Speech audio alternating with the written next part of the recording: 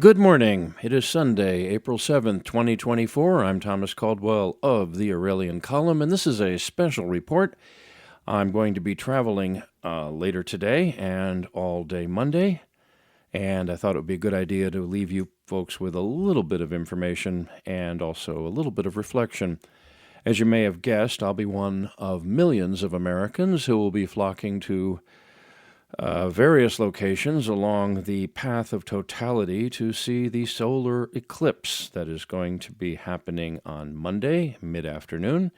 I've never seen one before, and this is probably the last time in my lifetime I'll have a chance to see one, at least in North America. Things are going the way they're going around the world right now, especially in the Middle East, but I'm not going to dwell on that. There's plenty of people that are doing that. I just wanted to answer some correspondence that was coming into me and some inquiries about what I think is really going to happen with the eclipse. And the answer I'm going to give you is nothing. Now, I've been reading about all sorts of stuff about the return of Jesus, about a portal being opened, about the government using this as a pretext to lock people down and send them into camps. Oh boy, something to do with CERN over in Switzerland. That's the big super collider which is used for physics experiments. A few days of some religious significance, and all sorts of stuff. And I'm going to just let you know what I think, and that is not much of it.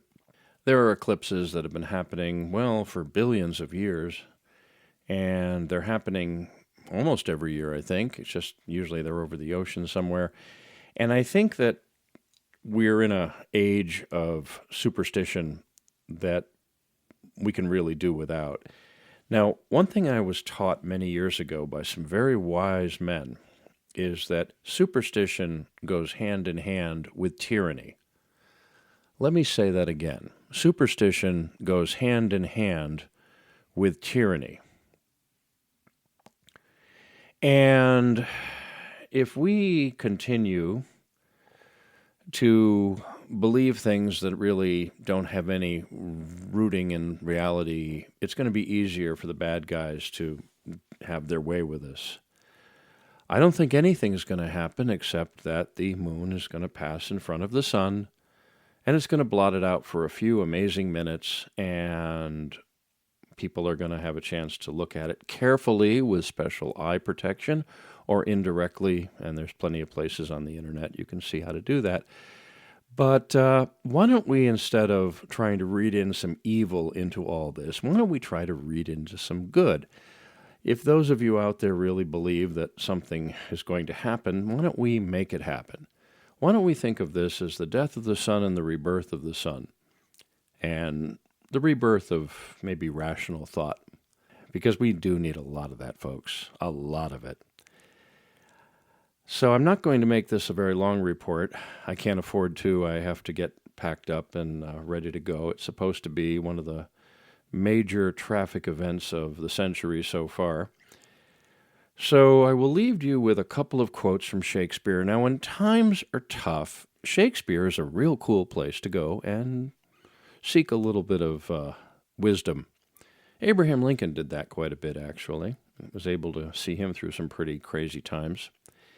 And there's two quotes I'm going to leave you with. One is from A Midsummer Night's Dream, and the quote is, "What fools these mortals be." But the other one I think is a little more important, and that's from Julius Caesar. And that is, "Our faults, dear Brutus, are not in our stars, but in ourselves." Anyway, I do hope if you're able to see the eclipse that you do take advantage of it and enjoy this rather amazing celestial phenomena. I'll be back on Tuesday, and I'll try to do some follow-ups then. Hopefully there won't be a need for anything, and things in the Middle East will not go the way it looks like they're going. And as I tell people all the time, don't pray for peace. Pray for reason, because then peace will follow. That's all for now. If you like what you hear, please like and subscribe and pass this on to your friends. Consider a paid subscription or a donation. If you want to reach me, I can be reached on X, formerly known as Twitter. That's at MICCAMPEN. MICCAMPEN is my handle on Twitter. And you can reach me by email at feedback@aureliancolumn.com. That is feedback@aureliancolumn.com. Anyways, that's all for today. Be good, be safe, be vigilant, and good day.